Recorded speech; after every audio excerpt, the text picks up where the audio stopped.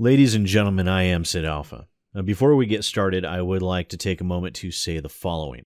First, any ad revenue generated from this video will go directly to the family of Michael Forthog. I do not feel it appropriate to profit off of the hardship of others, and my heart very much goes out to Michael's wife and children. I'm very, very sorry for your loss. Any words that I can say would most likely seem trite and hollow coming from a complete stranger, but I am truly sorry. Secondly, it would be so extremely easy to turn the following video into a rallying cry against Warner Brothers games, but I would ask that those watching this put down their pitchforks and not take up a rallying cry of hate over this topic. To do so would be to cheapen a memorial of a man taken from this world before his time, and could potentially destroy even a small act of charity, no matter the circumstances. So please respect his family and friends and do not add to their troubles. They have enough going on in their lives right now. Now, that said, let's get started with the video, shall we?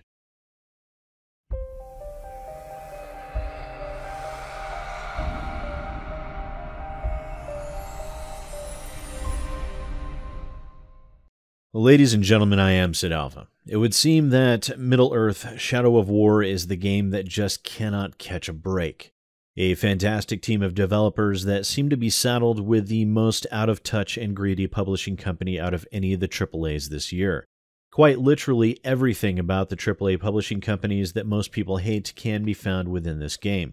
It has turned into somewhat of a never-ending PR nightmare from which I think we all just want to wake up from.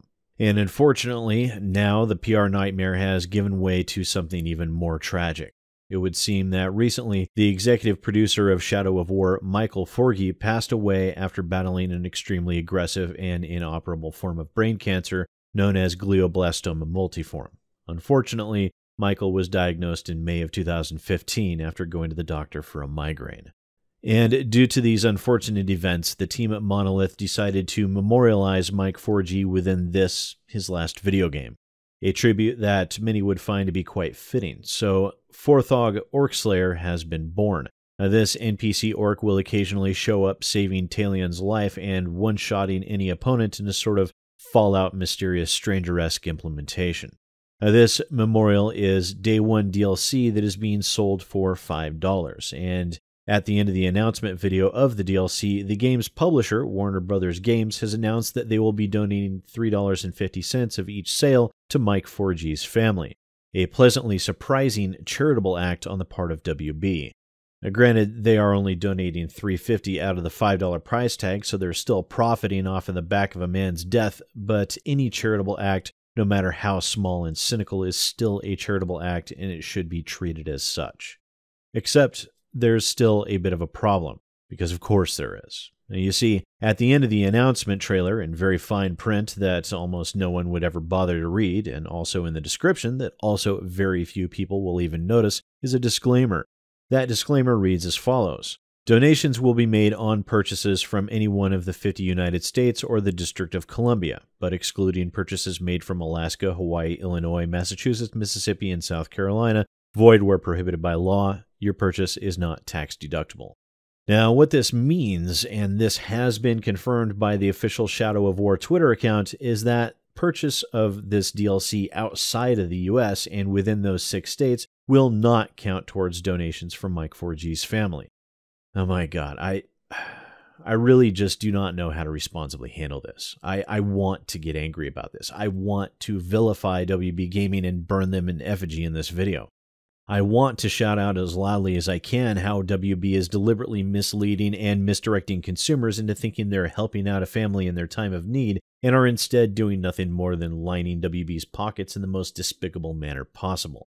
I want to lambast them for releasing a misleading press release that has been picked up by the traditional games media almost verbatim that does not disclose this fact.